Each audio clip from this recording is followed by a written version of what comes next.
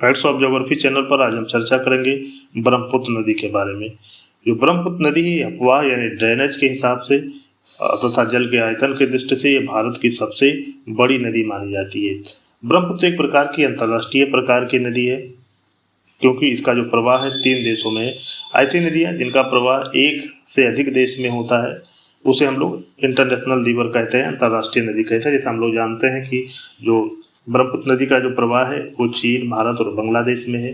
ब्रह्मपुत्र की देखेंगे अगर लंबाई देखते हैं तो 2880 किलोमीटर लगभग है, जिसमें केवल भारत में 916 किलोमीटर ही ये नदी बहती है, जबकि चीन में 1625 किलोमीटर और बांग्लादेश में लगभग 337 किलोमीटर बहती है। तो इस प्रकार जो ब्रह्मपुत्र नदी एक प्रकार की इंटरनेशनल रिवर है। ब्रह्मपुत्र नदी के कई नाम हैं। इसके अलग अलग क्षेत्रों में ब्रह्मपुत्र नदी को अलग अलग नामों से जाना जाता है। जैसे तिब्बत में ब्रह्मपुत्र नदी को सांपो या सांगपो कहा जाता है। चाइना में इस नदी का नाम है यारलुंग जांगबो या जियागिन नाम है। तो चाइना में इसका नाम है यारलुंग जांगबो या जियांगिन, जबकि तिब्बत में सांगपो या सांपो कहा जाता है। अरुणाचल प्रदेश में ब्रह्मपुत्र नदी को सियांग या दिहांग कहा जाता है और असम में ब्रह्मपुत्र कहा जाता है तथा बांग्लादेश में इसी नदी को जमुना नदी कहते हैं। ब्रह्मपुत्र नदी को तो अलग अलग नाम है, आप लोग थोड़ा सा इसको याद करिएगा। यदि हम लोग चर्चा करें कि ब्रह्मपुत्र नदी की उत्पत्ति के बारे में, अन्य विशेषताओं के बारे में चर्चा करें तो जो ब्रह्मपुत्र नदी है इसका ओरिजिन जो उद्गम है ये तिब्बत जो चीन में है। कैलाश पर्वत का एक ग्लेशियर है चेमा यांगडुंग या यांगजी ग्लेशियर, जो मानसरोवर झील जो वहाँ है उसी के पास से ये नदी निकलती है। ब्रह्मपुत्र नदी यानी तिब्बत से निकलती है, चेमा यांगडुंग ग्लेशियर से ये नदी निकलती है और ये दक्षिण में महान हिमालय और उत्तर में कैलाश पर्वत के बीच लगभग 1100 किलोमीटर पूर्व की दिशा में बहती है। आपको हम बता दें कि जो कैलाश पर्वत है ट्रांस हिमालय का ही एक भाग है और जो चेमा यांगडुंग ग्लेशियर है कैलाश पर्वत पर ही है। नामचा बरवा एक चोटी है जो अरुणाचल प्रदेश की, वहाँ पर जब यह नदी पहुँचती है पूरब की ओर बहते हुए तब ये दक्षिण पूर्व की ओर मुड़ जाती है, दक्षिण पश्चिम की ओर मुड़ जाती है तथा दुनिया की सबसे गहरी घाटियों में से एक यारलुंग सांगपो ग्रैंड कैनियन का निर्माण यानी दिहांग गार्ज का निर्माण करती है। महान हिमालय को काटते हुए ये दिहांग गार्ज का निर्माण करते हुए अरुणाचल प्रदेश में प्रवेश करती है। और हम लोग जैसा जानते हैं कि अरुणाचल प्रदेश में ब्रह्मपुत्र नदी को दिहांग या सियांग कहा जाता है। असम में ब्रह्मपुत्र नदी से एक नदी आकर मिलती है दिबांग और लोहित नदी। असम जब राज्य में प्रवेश करती है तो इससे 2 नदियाँ आके मिलती हैं, एक दिहांग और लोहित नदी मिलती है, फिर इसको हम लोग ब्रह्मपुत्र नदी कहते हैं। यानी असम में जब 2 नदियाँ मिल जाती हैं दिबांग और लोहित, ध्यान रखिएगा दिबांग और लोहित नदी मिलने के बाद ही इसको ब्रह्मपुत्र कहा जाता है। जब यह नदी बांग्लादेश में पहुँचती है तो इसे जमुना नदी कहा जाता है। जमुना नदी बांग्लादेश के जो एक ग्वालुंडो घाट के उत्तर में गंगा नदी से मिल जाती है। गंगा नदी को बांग्लादेश में पद्मा नदी कहा जाता है, उससे मिल जाती है ग्वालुंडो घाट में और आगे जब ये धारा बहती है, संयुक्त धारा बहती है तो पद्मा नदी ही कहा जाता है। ब्रह्मपुत्र नदी और जब गंगा नदी का जब संगम हो जाता है यानी पद्मा और जमुना का, तो इसको आगे हम लोग पद्मा नदी बांग्लादेश में कहते हैं। बांग्लादेश में एक भैरो बाजार है, वहाँ पे बराक नदी आकर जब इससे मिलती है तो आगे इस नदी को मेघना नदी कहा जाता है। और अगर हम लोग देखें तो ये बंगाल की खाड़ी में मेघना नाम से ही गिरती है। तो निकलती आप लोग देखेंगे सांपो नाम से निकलती है, लेकिन ये नदी गिरती किससे? मेघना नाम से। ब्रह्मपुत्र नदी और गंगा नदी का जो डेल्टा है ये दुनिया का सबसे बड़ा डेल्टा है और इसका नाम है सुंदरबन डेल्टा, जो भारत और बांग्लादेश में है, जिसका लगभग 2/3 भाग बांग्लादेश में और 1/3 भाग लगभग भारत में है। तो सुंदरबन डेल्टा अगर देखा जाए तो गंगा और ब्रह्मपुत्र नदी के द्वारा मिला गया है। लेकिन अगर हम लोग देखें कि सुंदरबन डेल्टा किन 2 नदियों के बीच में है तो हम लोग ऐसा कह सकते हैं हुगली, जिसको हम लोग जैसे जानते हैं कि बंगाल में गंगा को हुगली कहा जाता है, और मेघना नदी के बीच में। और मेघना नदी क्योंकि मेघना नाम से ही बांग्लादेश में नदी गिरती है। तो थोड़ा ये ध्यान दीजिएगा, ब्रह्मपुत्र और गंगा के द्वारा निर्मित है सुंदरबन डेल्टा, लेकिन किन 2 नदियों के बीच में है तो हुगली और मेघना नदी के बीच में। अगर हम लोग देखें ब्रह्मपुत्र की प्रमुख सहायक नदियों के बारे में तो इसके जो दाएं किनारे से मिलती है, दाएं ओर से आके मिल जाती है तो कामेंग नदी मिलती है, मानस नदी मिलती है, रायदाफ नदी मिलती है, तिस्ता नदी मिलती है, सुबनसिरी मिलती है, जलढाका नदी मिलती है, संकोच नदी मिलती है। बाएं किनारे से अगर हम लोग देखें तो लहासा नदी, न्यांग, लोहित, धनसिरी, कोलोंग, ये नदियां मिलती हैं बाएं किनारे से। लहासा नदी, न्यांग नदी, लोहित नदी, धनसिरी, कोलोंग। इसके अलावा अन्य कुछ नदियां भी इनसे मिलती है, जैसे कोपली नदी है, सियोम नदी है, ये भी नदियां इससे मिलती हैं। तो कई सहायक नदियां इससे मिलती हैं।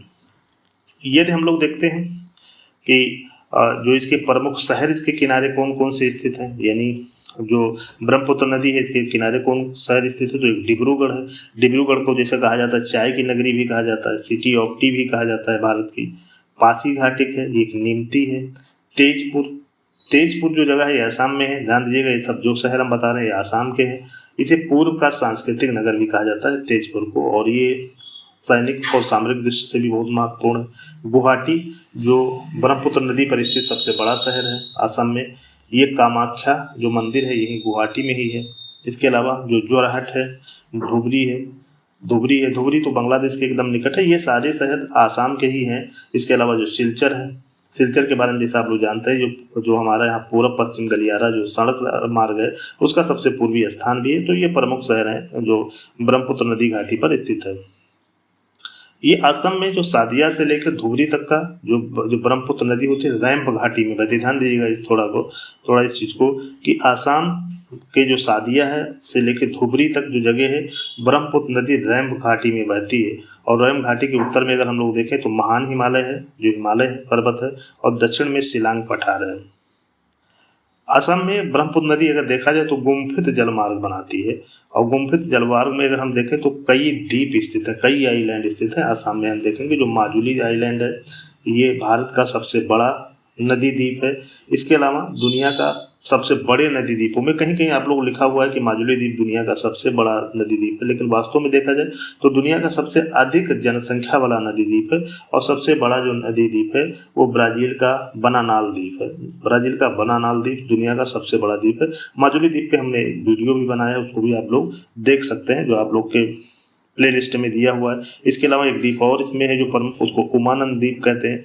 तो कई द्वीप हैं यहाँ पे, लेकिन जो प्रमुख है माजुली द्वीप है। ये हम आपको बता दें कि ये भारत का या दुनिया का सबसे अधिक जनसंख्या वाला द्वीप है, लेकिन सबसे बड़ा आइलैंड ये बनानाल नदी द्वीप है जो अरागुइया नदी पर ब्राज़ील में है। ये एक राष्ट्रीय राजमार्ग जो जलमार्ग है 2, ये असम के धुबरी से सादिया के बीच 891 किलोमीटर लंबा एक राष्ट्रीय जो जलमार्ग 2 है ये भी ब्रह्मपुत्र नदी पे है। जैसा हम लोग जानते हैं राष्ट्रीय जो जलमार्ग है 1 जो है वो गंगा नदी पर स्थित है, और राष्ट्रीय जलमार्ग जो 2 है वो ब्रह्मपुत्र नदी पे है। ब्रह्मपुत्र नदी को असम का शोक भी कहा जाता है, सौरो ऑफ असम भी कहा जाता है। इसका कारण क्या है, यहाँ ये अपने विनाशकारी बाढ़ के लिए प्रसिद्ध है। हर साल खासकर मानसूनी जब वर्षा होती तो बाढ़ आती है असम में, इसके लिए फेमस है। जैसे हम लोग बड़ी फेमस जो बाढ़ें आई ब्रह्मपुत्र नदी में 1954 में, 1966 में, 1988 में, 1998 में, 2004 में, 2020 में, ये तो भयानक बाढ़ें थी। हर बाढ़ तो हर साल आती है ब्रह्मपुत्र नदी में।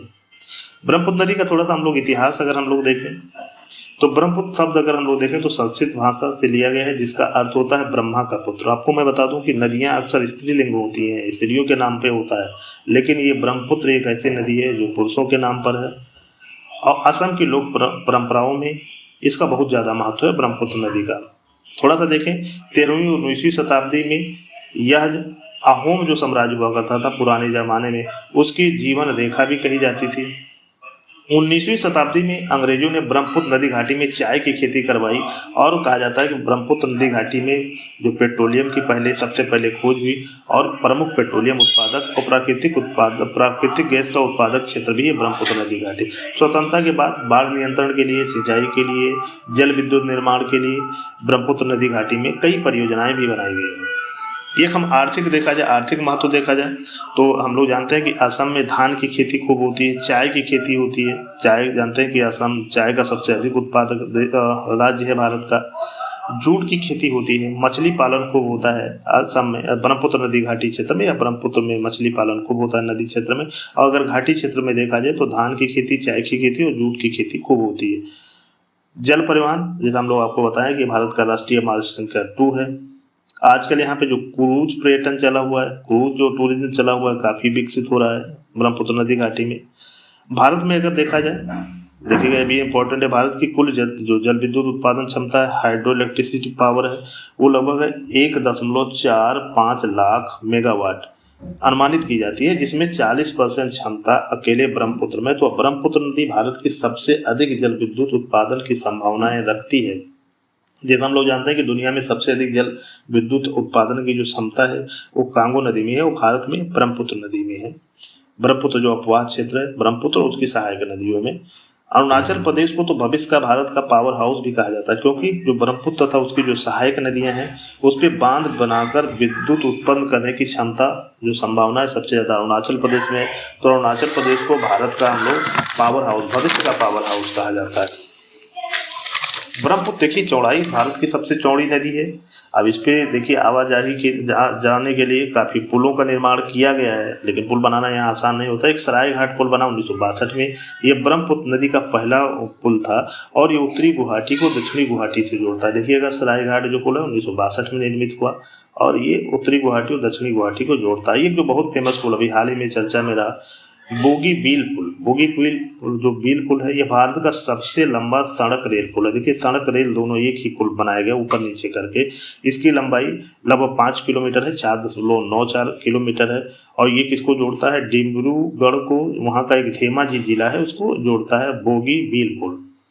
एक ढोला सादिया पुल है जिसको भूपेन हजारिका पुल भी कहा जाता है। जैसे हम लोग जानते हैं कि भूपेन हजारिका यहाँ के बहुत बड़े गीतकार थे।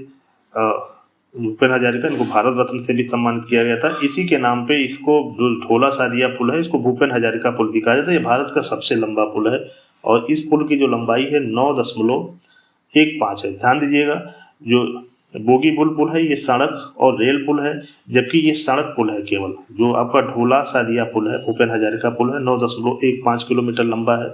ये असम के ढोला को सादिया से जोड़ता है। जो असम का ढोला जगह है उसको सादिया से जोड़ता है।